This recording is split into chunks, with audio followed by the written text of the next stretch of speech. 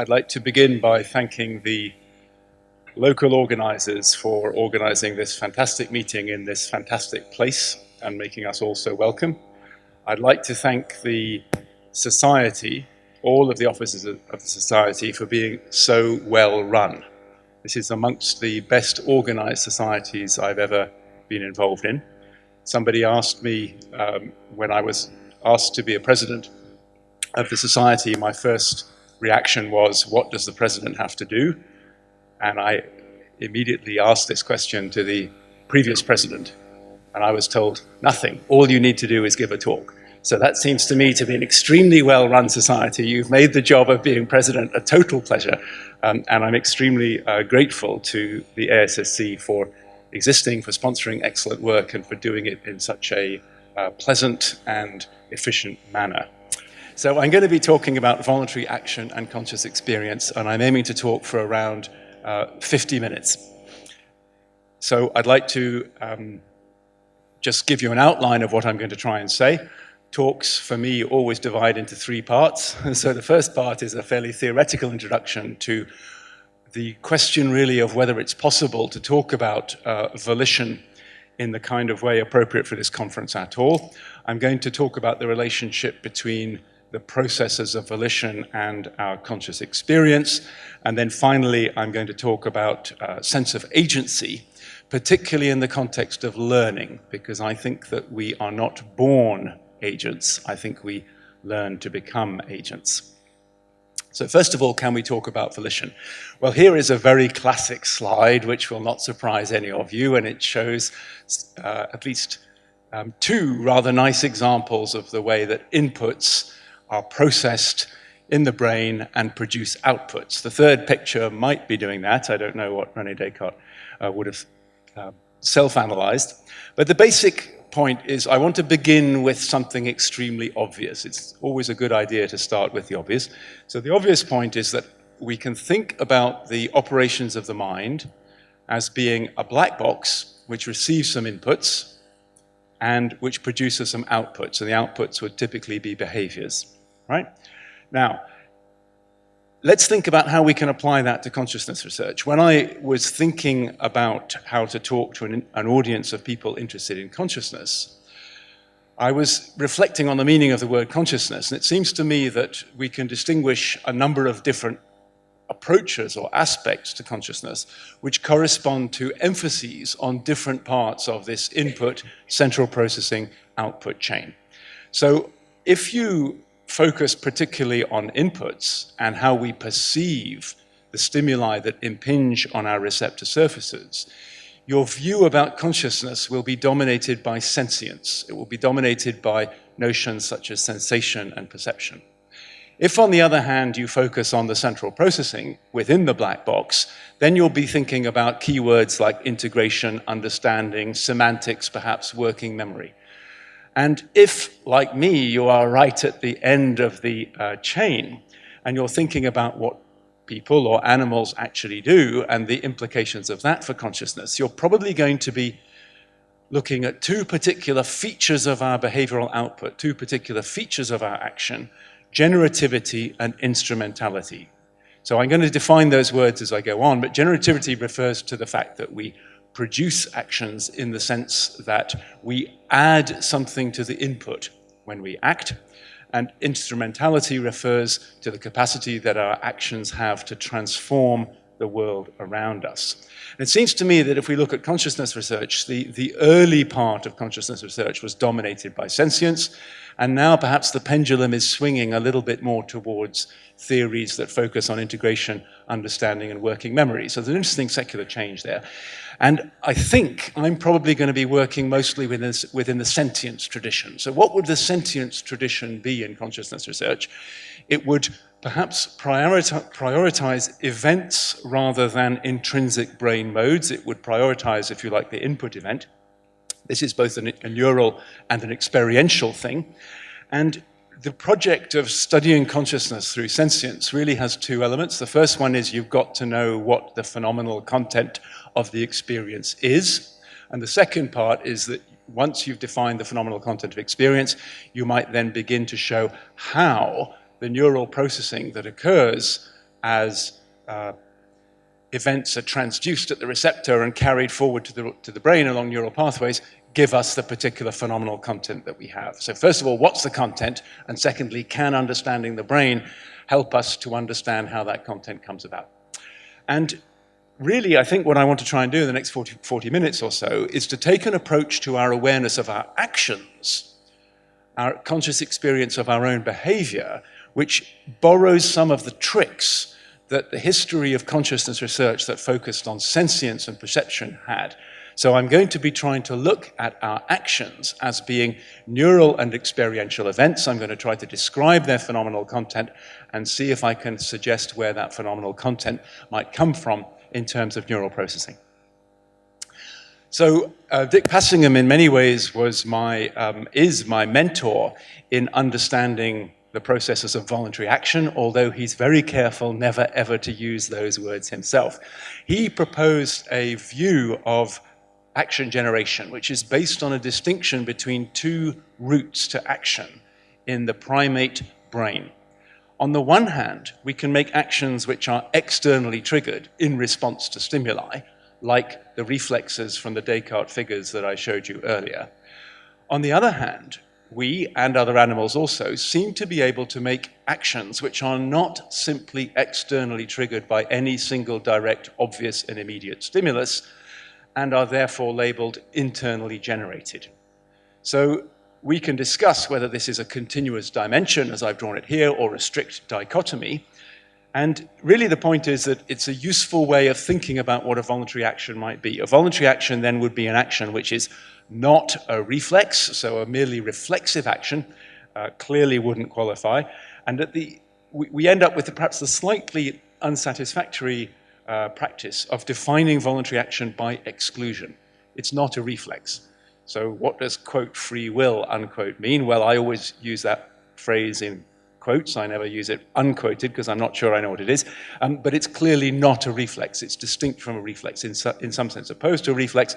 And whereas we have animals which produce beautiful stereotype behaviors like this worm, we have some other animals who produce some other behaviors which may or may not be as coordinated and good, but which we think of as being in some sense based on rationality or intelligence rather than merely based on the immediate stimulus. So the movements of the worm are typically directly described by the touch that you make on its skin. Here, if you put an irritant or a touch on the worm's skin, it will curl away. And some of the actions that we make seem to go beyond the stimulus in some important sense. So I want to talk about what that sense might be. Okay, so let's have a first year Consciousness Research Methods 101. Let's see how we're going to take this approach to understanding consciousness through the lens of sentience, and let's imagine that we're doing a first year tutorial. Most of the good methods of psychology are borrowed from system identification in engineering. You understand what the black box is by manipulating the input and measuring what happens at the output. That's the principle. And of course, it's a massive problem if you're studying voluntary action, because we've just said that voluntary actions are internally generated, they're not externally triggered, so there is no input. The definition of a voluntary action is often given as an action which is up to you. You are not made to do it by any external stimulus. So we've got already an important methodological problem. How are we going to study something where we can't manipulate the input?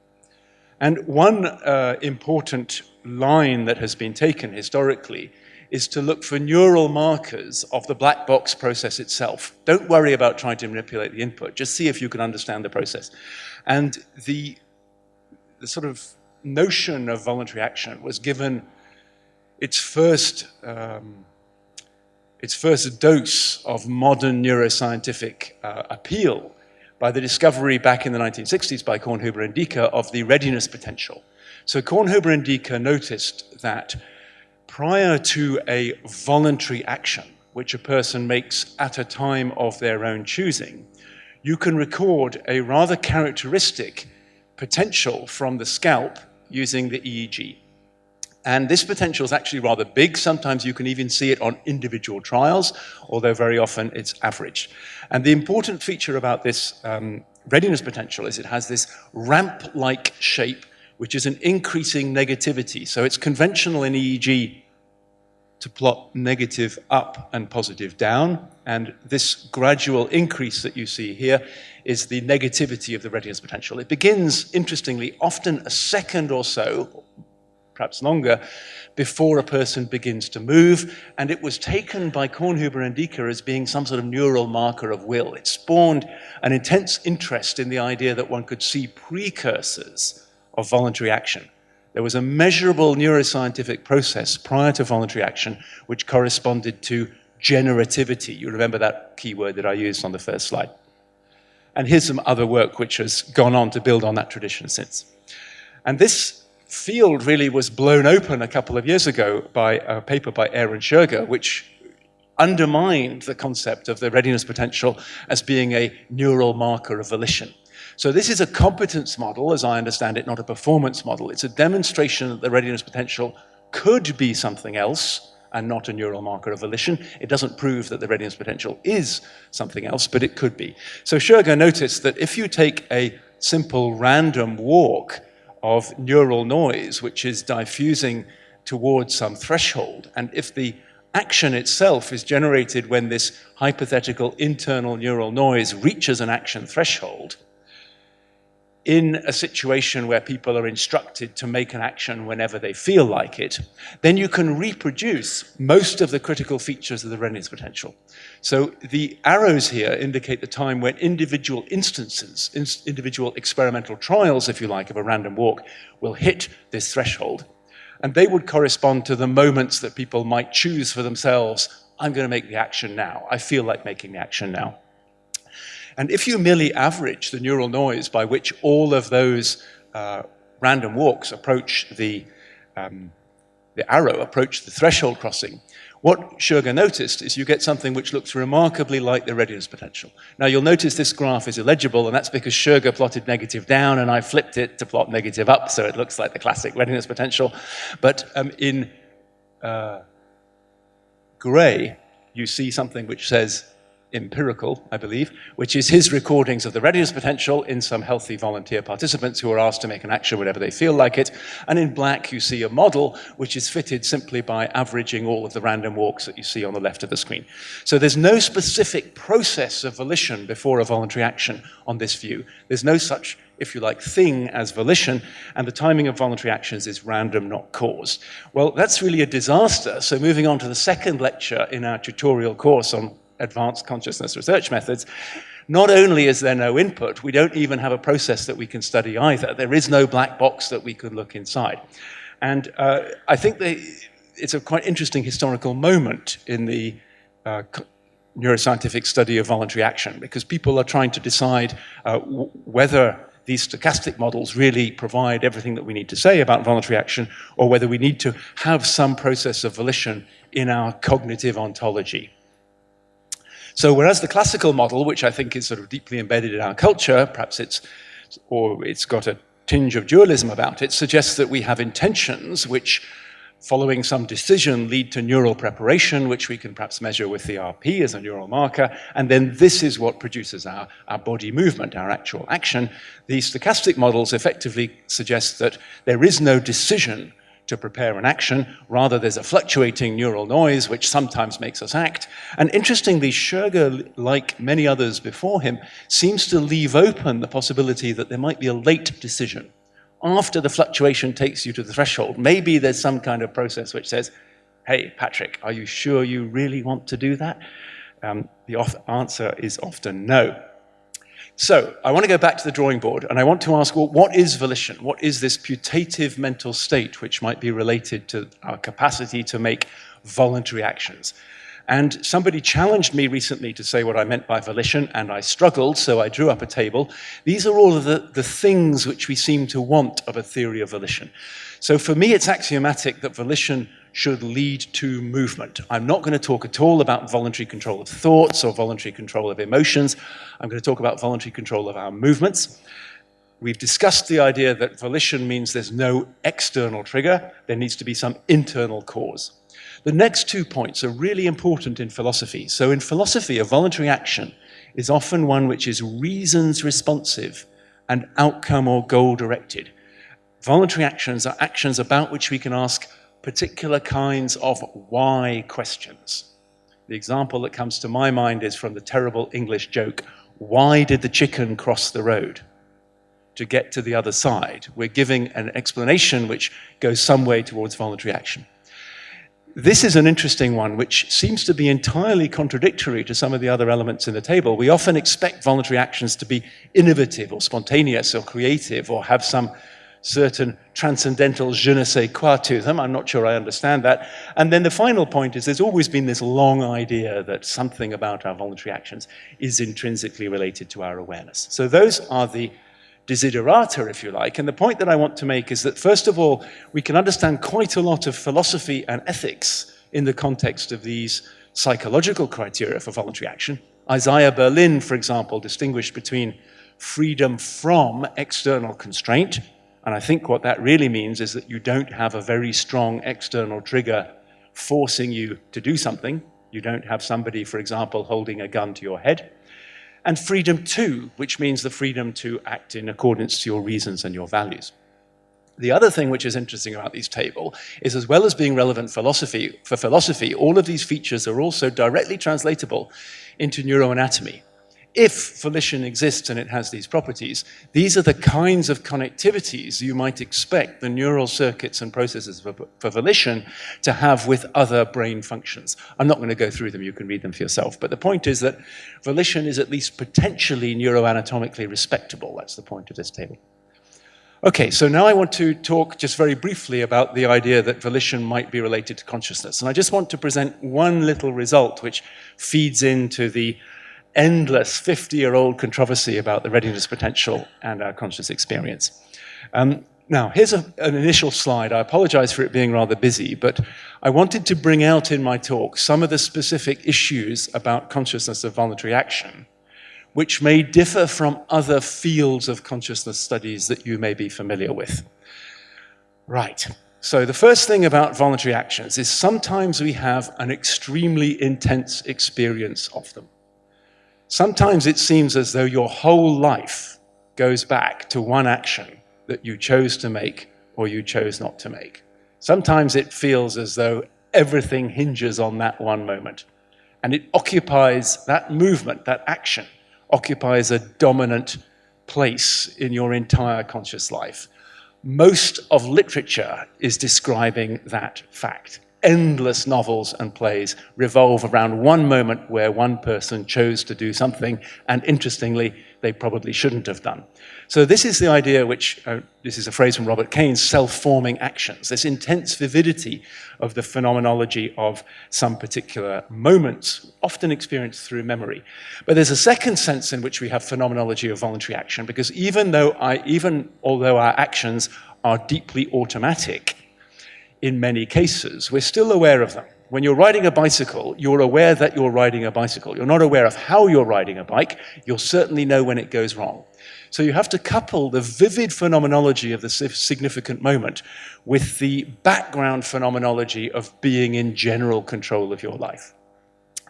Now, particularly the background part is very, very hard to pin down. So there's a phrase in the literature which I think Thomas Metzinger was the first person to use in connection with the phenomenology of agency. It's thin and elusive. It's hard to pin it down. I think that's why we tend to need to measure it implicitly. I think the way forward in consciousness research is not to ask people, was that action freely willed or not? Please tell me how you think about it with verbal report, but to get an implicit measure. And I think the final point that I would mention is visual phenomenology is fascinating. Auditory phenomenology is fascinating. But it doesn't seem to me to matter quite so much for how we live as volitional phenomenology. So all systems of law, that at least all the ones that descend from Roman law, place an absolutely essential role on conscious volition in the social construction of responsibility. The phrase in legal jargon is mens rea. In order to have a crime, you need to have what is often translated as a guilty mind. That is not a good translation. You need to know you've done something. You can't normally be held criminally responsible for something which you're unaware that you even did. So what this means is that our society, through the law, requires that we know what we're doing, that we consciously chose to do it, and that's how we become responsible for it. So it's unusual perhaps to present a picture of B.F. Skinner at a consciousness research conference, but I wanted to draw a contrast between two people who had really very different views about the phenomenology of voluntary action. On the one hand, you've got Skinner, well known. I don't need to explain what he thought. On the other hand, you've got James Ward, almost unknown. Nobody knows what he thought, even the people who've read his work, rather dense writer in the early history of psychology. So Skinner famously was an extreme behaviorist, and he would have had no truck at all with the idea of volition, particularly the idea of conscious volition, because our actions are determined by the environment. And here's a rather nice quote. The objection to inner states is not that they do not exist, but that they are not relevant in a functional analysis. So he's not saying that there is no conscious volition. He's basically saying that people like us should not talk about it. The alternative is Ward. So Ward is forgotten now, but it was enormously influential in Anglo-German American psychology circles around 100 years ago. And he wrote an article in 1911 in the Encyclopedia Britannica, which is the entry on psychology, which defined what psychology was really and for a generation, right up until the 1950s. And the interesting thing about Ward is he proposed a three-way division of the mind. He thought the mind did three things. And the three things that the mind did were cognition, which for him included perception, emotion, and what he called conation. Now, not only has everybody forgotten about Ward, people have completely forgotten about conation. Hardly anybody knows what conation even is. And conation is a rather interesting concept which has vanished from our psychology now, but was central then. It comes from the Latin verb conor, to try. It can be translated as a felt tendency. We might translate it as a goal-directed action. And the critical point about Ward's approach to psychology is that it's a felt tendency. You cannot provide a scientific explanation of how people, and perhaps other animals, act unless you engage with the conscious experience of what they feel they are doing. Now, what I want to do now is to think about how you can actually study this. In the history of psychology, the best question to ask has been when. So if you're stuck for a useful question to ask yourself when. It's the single most productive approach, in my view, in the history of psychology. And it goes back to Helmholtz's discovery that neural conduction takes measurable time. Neural impulses take measurable time to travel. And this was built on by Wilhelm Wundt, whose psychology was based on the insight that understanding of perception and also higher thought can be improved by asking when people have particular experiences. And in the context of voluntary action, we're interested in particular in the experience of when people decide or will or want or make up their minds to make an action. And this is the famous work of Benjamin Libet. So I'm really pleased, because I spend a lot of my life explaining the Libet experiment. I'm really hoping that this is one audience where I really don't have to explain the Libet experiment, or else very quickly. So basically, the instruction is to make a voluntary action whenever you feel like it, which is to press this button. You're watching a chronometer, which is a rotating clock hand. Your EEG is being measured. You report the time on the clock at which you, open quote marks, first feel the urge to move. We'll come back to that word urge later.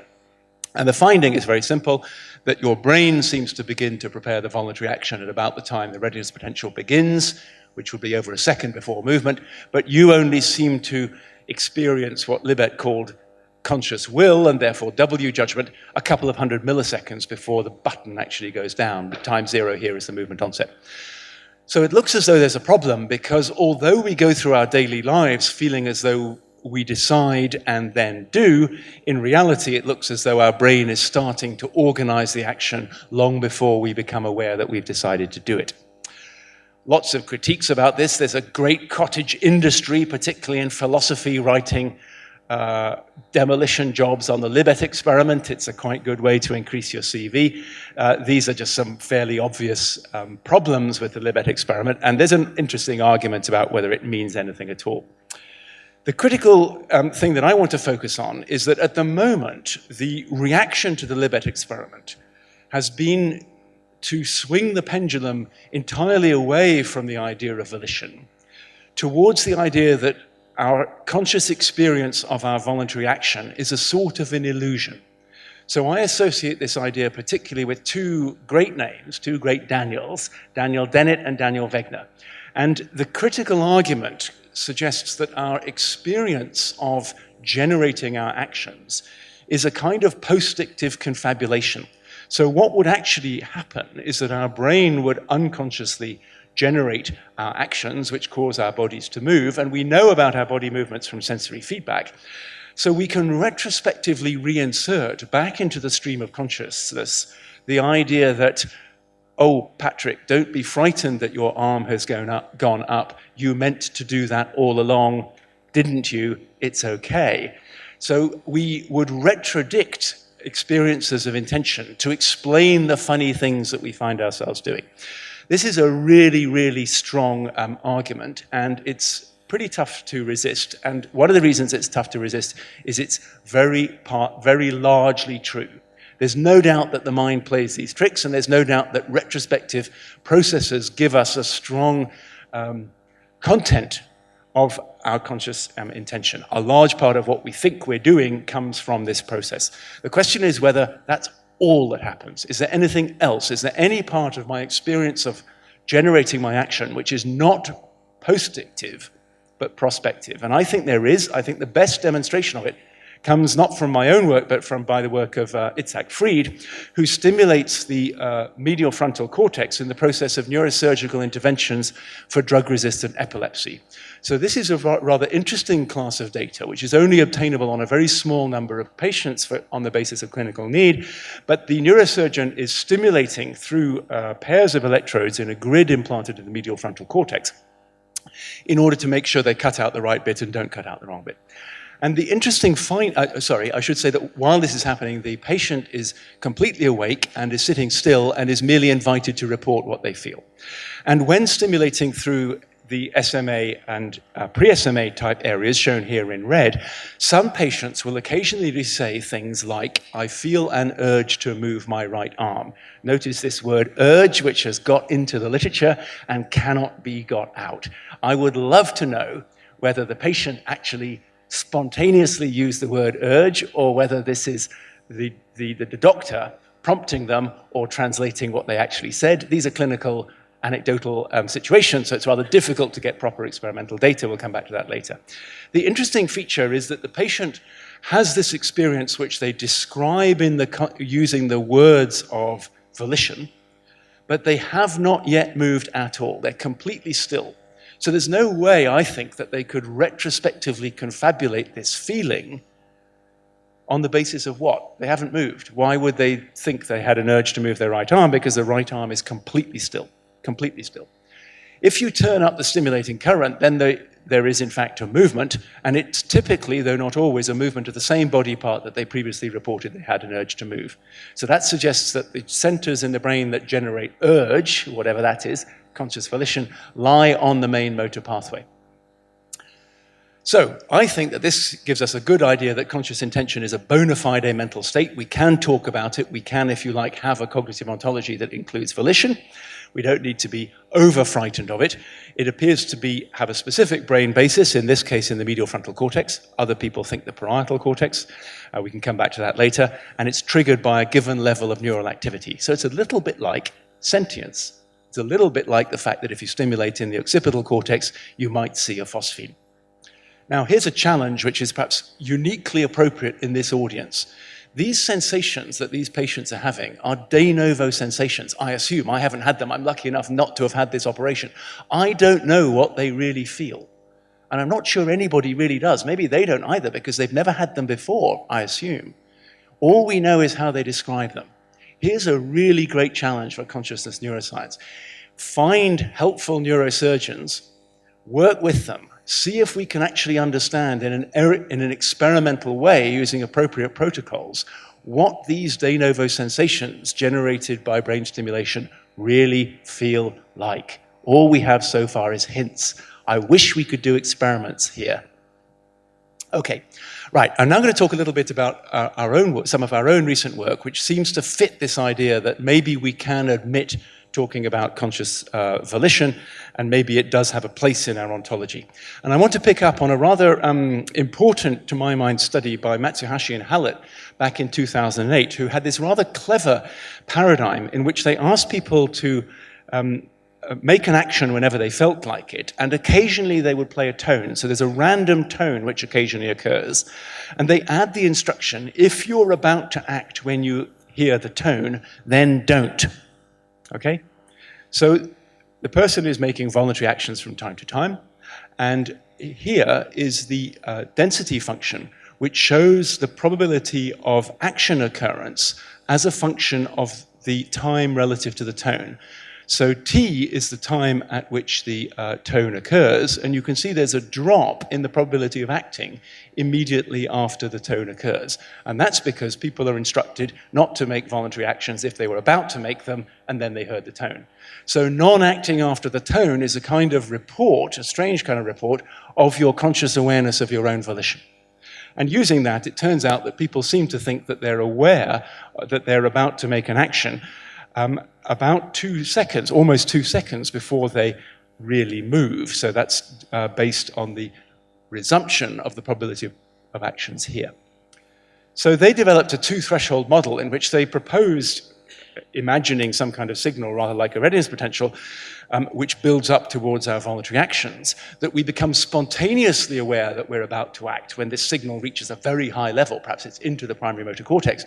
But if we are probed, we're latently or potentially aware that we're about to act when the neural activity is at a lower threshold. So this lower threshold here would indicate the idea that you're aware if you're probed, if you're asked. And with Elizabeth Perez some time ago, we basically generalized the Matsumoto Hallett trick.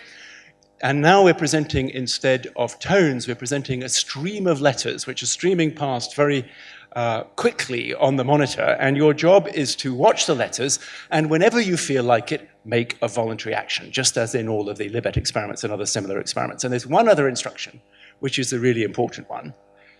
If you see an orange letter, which will occasionally pop up from time to time, and if, when the orange letter appears, you feel you were about to make a self-paced action, then please make an action immediately by pressing the button. So it's a slight inversion of the Matsumoto Hallett, who said, if you were about to act when you hear the tone, then don't. We're saying, if you're about to act when you see the orange letter, then do. All right? So the presence of a motor response in an arbitrary time window immediately after the orange letter amounts to a subjective report of your volition, of your conscious intention to act, because the instruction is press a key if you feel you were about to move at the point you saw the orange letter, but not otherwise. Okay? Hope you can follow me with that detail.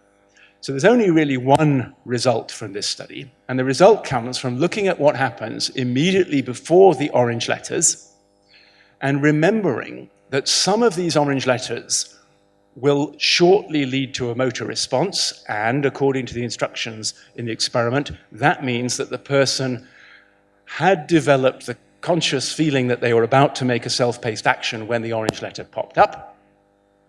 And they're shown here in orange. So the orange trace here indicates the EEG over some frontocentral electrodes plotted negative up prior to orange letters, which elicited motor responses, which means, actually, hey, yeah, I was about to move when you showed that orange letter, so then I moved to indicate that.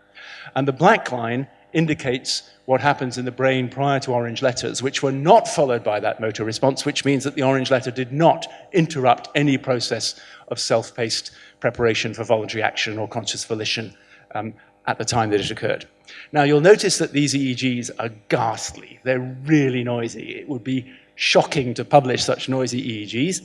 And the reason for that is we're flashing letters up every 216 milliseconds. So there's a massive visual evoked potential, or a steady state visual evoked potential, sitting inside this data, which is why it looks so noisy. But that's not why we did the experiment. What we're interested in is there anything like a readiness potential prior to those orange letters that people tell us interrupted their conscious feeling that they were about to move? And the answer is yes, because during this couple of seconds prior to the point of the orange letter appearing, you can see that those orange letters, which people, through their response, indicated that, yes, I was about to act, are accompanied by a gradual ramp-like increase of negativity, an RP-like potential, which is not the case for the black letters. So this seems to me to indicate that there's a distinct and reportable experience of latent intention, which the orange letter can specifically probe. And this is uniquely associated with the presence of an RP-like signal. So when you are consciously aware that you're about to move, an RP-like signal is present. When you're not consciously aware that you're about to move, this signal is not present.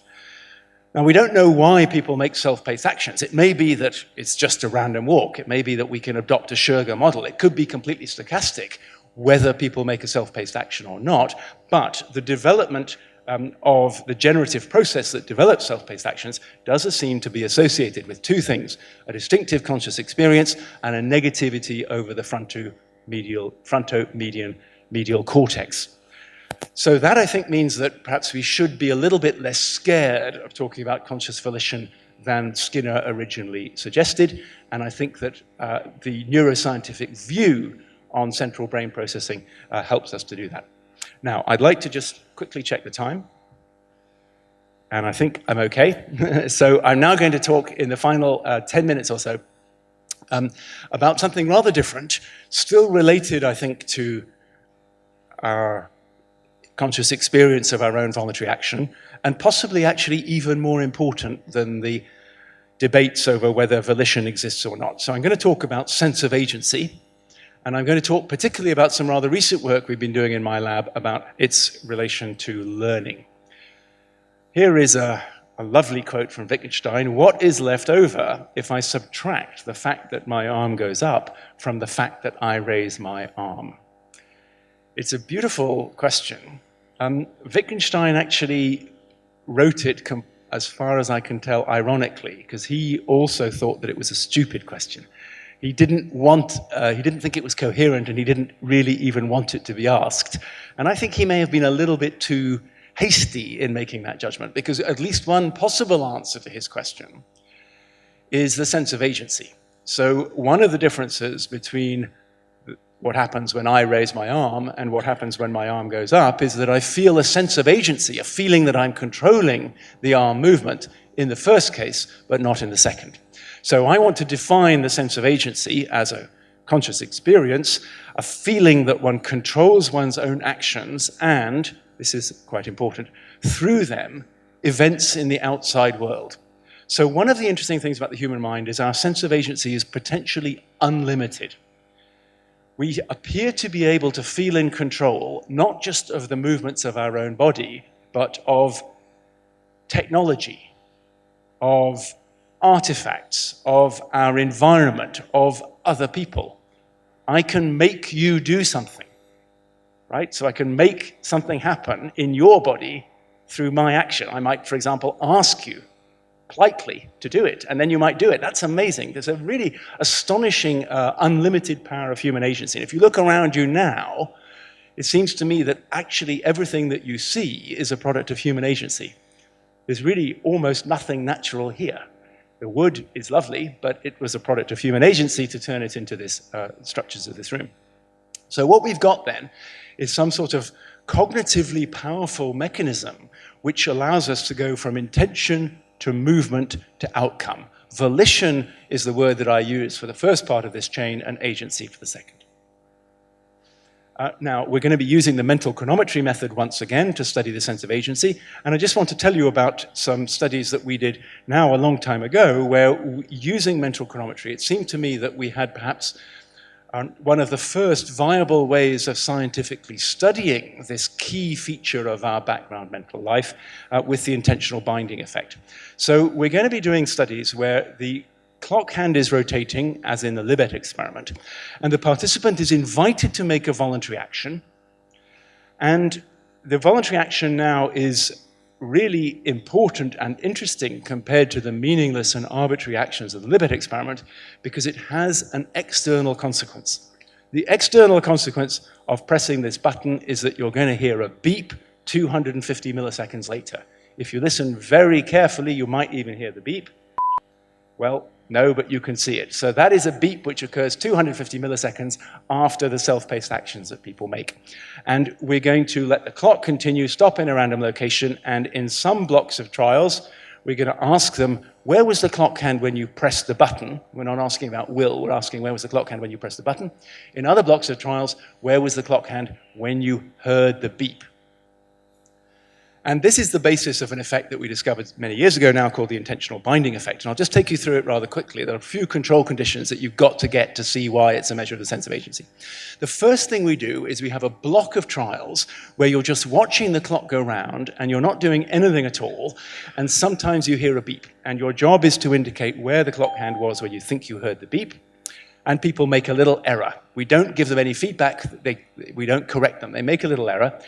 And this may or may not be profound, they tend to think that they heard the beep before it happened. We can discuss why that's interesting if you like. For me, what's much more interesting is if you have another block of trials where you make a self-paced action anytime you feel like it, and this is followed by a beep 250 milliseconds later, and now we ask you when you think you heard the beep, and it turns out that you think you heard the beep much earlier, shifted towards the action that caused it when you generate the beep compared to when it just happens. So the critical thing that we're going to make an inference on is this perceptual shift, which is the difference between when you think you hear beeps that just happen and when you think you hear beeps that you cause.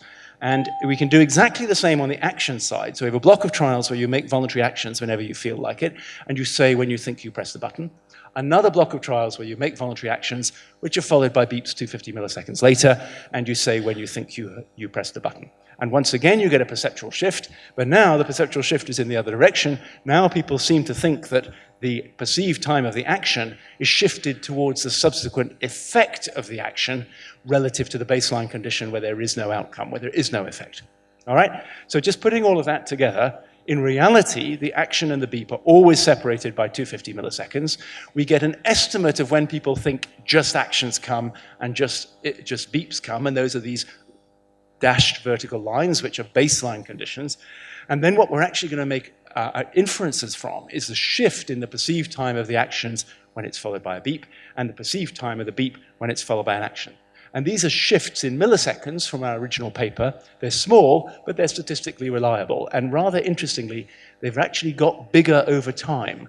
So somebody should do a meta-analysis. Now these shifts seem to be bigger than they were back in 2002, and I really want to know why. Okay, we don't directly measure the interval, the perceived interval between the action and the outcome, but we can get an estimate of it by subtracting the perceptual shifts. Why has this got anything to do with intention? Well, if we now replace the voluntary action, pressing the key, with a TMS-evoked involuntary movement of the same muscles, so this is a younger version of me with a TMS coil over my left motor cortex, and when the computer triggers the discharge of the capacitance into the TMS coil, this will produce little twitch-like movements of exactly the same muscles that I would use to press a button. And in the involuntary TMS-evoked twitch condition, you don't get any binding. You don't get this perceptual shift of the twitch towards the beep. In fact, they seem to move apart, as if the brain is sort of saying, oh, Patrick, don't be fooled by that dodgy guy with his magnet over your brain. It's nothing to do with you. This beep isn't yours. This beep is something which is not really associated with your intentional action. So intentional binding then is defined as the perceived compression of the relationship between action and outcome. And one thing that I want to do is to use this to emphasize how unique and distinctive the conscious experience of sense of agency is. If you look at a newborn baby, at least if I look at a newborn baby, I do not see a lot of conscious volition, and I don't see a lot of sense of agency either. I don't see somebody who's yet in control of their body or through their body, the external environment. Now, I think we all started that and like that, and we all learned a sense of agency during our development, and we've all forgotten. Because of childhood amnesia, none of us can remember what it was like to be unable to make a voluntary action, and none of us can remember what it was like to be unable to make anything happen ever. And here is a beautiful case of one of the very rare accounts we have of somebody who can remember the first time they ever had a sense of agency.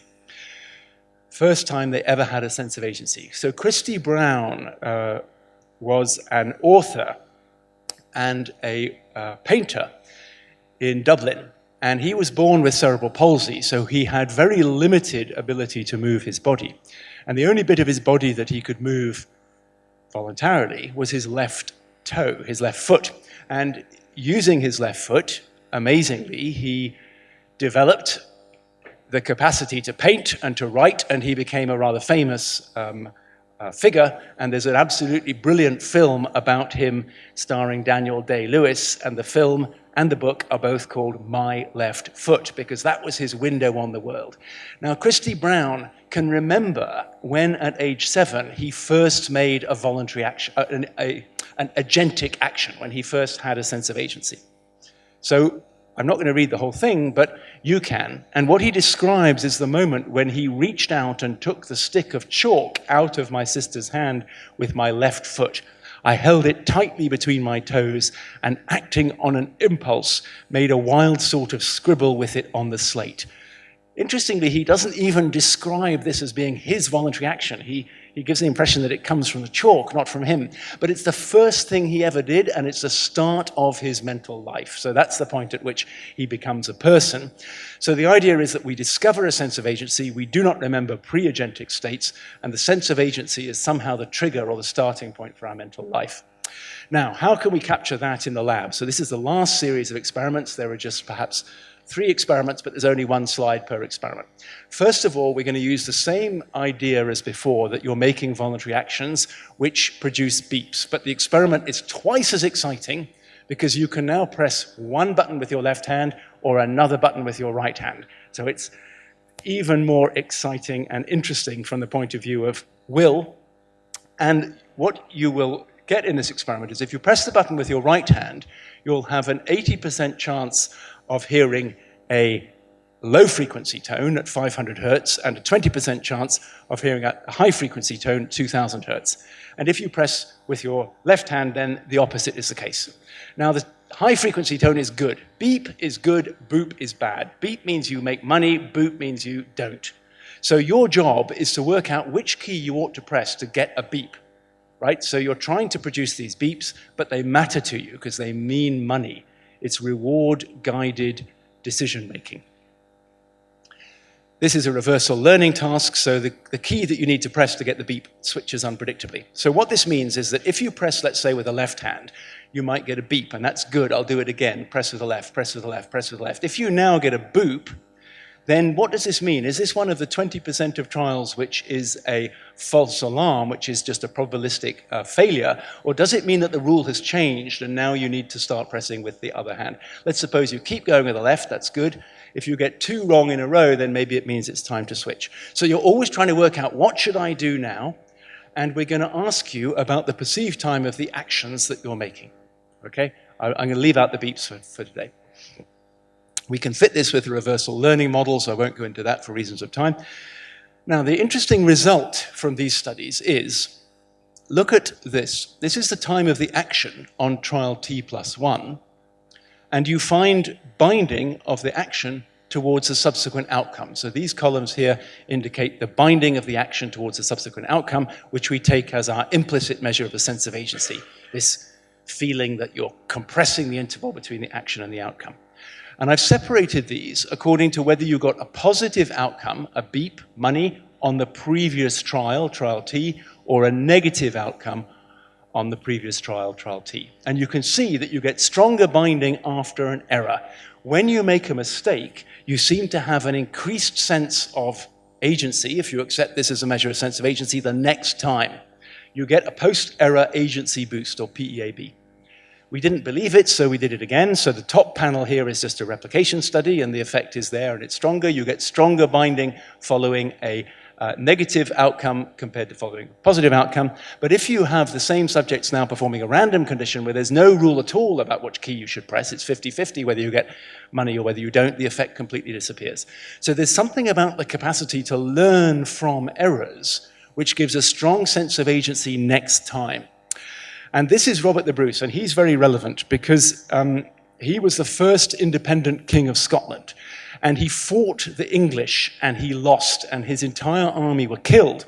And he alone escaped to this cave in the Western Isles of Scotland, and he saw a spider which was trying to spin a web across the mouth of the cave, and it fell down, crawled up, spun another web, fell down, crawled up, spun another web, and eventually managed to make a web crossing the mouth of the cave, and thus was able to catch flies. And what Robert the Bruce realized was that this was an important parable for sense of agency, because he realized that he ought to do what the spider did. And as a result, he raised a new army, and he attacked the English again, and this time he won. And he threw them out of Scotland. He established the first independent kingdom of Scotland, which subsequently then entered a union with the United Kingdom, which is now about to fall apart, but we're not going to go into that. So the moral of this is an illustration from a children's storybook, which everybody in England reads, so anybody English may be familiar with the illustration. That the moral of the post-error agency boost is, if at first you don't succeed, try and try and try again. So that is the idea, really, that our sense of agency and our feeling of controlling our actions is learned into our capacity to control the world around us. Now, I think I'm going to skip over a couple of slides here just for reasons of time and go straight to some conclusions. What have I said? I think that people generate actions. I think we have a capacity for voluntary action. I don't think it's useful to think of all of our actions as being direct and immediate responses to the external environment. I think it's something that we add. That's the generativity, if you like, that's volition. This generativity is associated with a specific conscious experience. The phenomenology of volition is indeed elusive, but it's not completely elusive. We can now, I think, make some headway studying it. And the really important point is that volition allows our minds to transform the world around us. That could be a good thing, could be a bad thing. History suggests it's a mix of both. The history of society suggests that it needs very, very careful management. It seems to me that education and culture could be relabeled as management of volition. Tuning our individual volition to our social context is thus an essential part of healthy mental life. So, on that note, I'd like to say a thanks to everybody in my research group who's actually done all of the work. Some of these people actually collected all of the data which I've shown to you today. I've been very pleased to have been funded by the European Research Council in the last 5 years. It's made a big difference to my research output. I'm strongly hoping that Britain can continue to be involved in the European Research Council. We have to watch out for that. And thank you very much for your attention.